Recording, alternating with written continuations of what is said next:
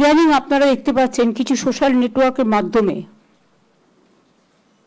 এবং মিডিয়ার একটা section always fake news, false news, ভেক নিউজ এবং উত্তেজনা ছড়ানোর এমন কোনো দিক নেই যেটা করছেন না। অনেক সময় আমরা ভাবি যেটা বেরোচ্ছে সবটাই হয়তো সত্য, কিন্তু প্রত্যেককে আমি অনুরোধ করব, ভিডিও থেকে শুরু করে আইসি থেকে শুরু করে হেড অফ দ্য ডিপার্টমেন্ট যারা বিভিন্ন জেলায় বিভিন্ন হেডে আছেন, সবাইকে,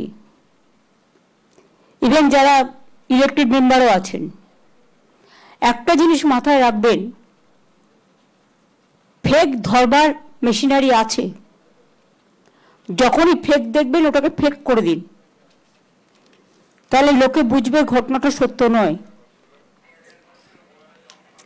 আজকের দিনে ফেক বিক্রি করে টিআরপি রেট বাড়ানোর আর টাকা ইনকামের একটা পথ হয়েছে।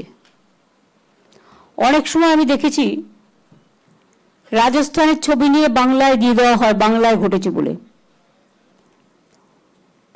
আমি এটাও দেখেছি বাংলাদেশের ছবি নিয়ে এখানে দিয়ে দেওয়া হয় যে আমরা করেছি বলে। এইসব ব্যাপারগুলো আজকাল ভীষণ সেন্সিটিভ হয়ে গেছে। পরশুদিন যেমন আমি একটা ডিজিটালে একটা নিউজ দেখলাম, খুব বাজে নিউজ। কোন একজন হুমকি দিচ্ছে, সেই হুমকিটাকে তারা গ্লোরিফাই করছেন। তাদের উচিত ছিল না এটা করা। জানতে হবে এটা আমাদের দেশের মধ্যেকার ব্যাপারও নয়,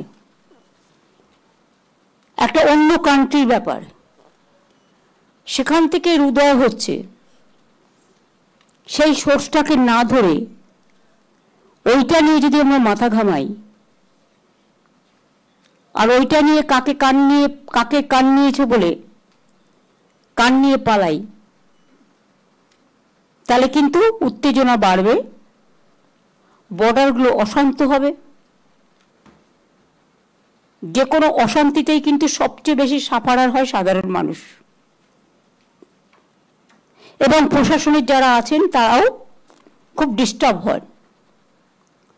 সুতরাং মনের শান্তি, মানসিক শান্তি এগুলো বজায় রাখবার জন্য সকলের দায়িত্ব কাঁধে কাঁধ মিলিয়ে চলার। আমি করলাম না প্রশাসন করবে এটা ভেবে রাখার দরকার নেই। আমিও করব, প্রশাসনের কাজ প্রশাসনও করবে। সবাইকে মিলেমিশে এই কাজটা করতে হবে, তবেই কিন্তু কাজটা ভালোভাবে হবে।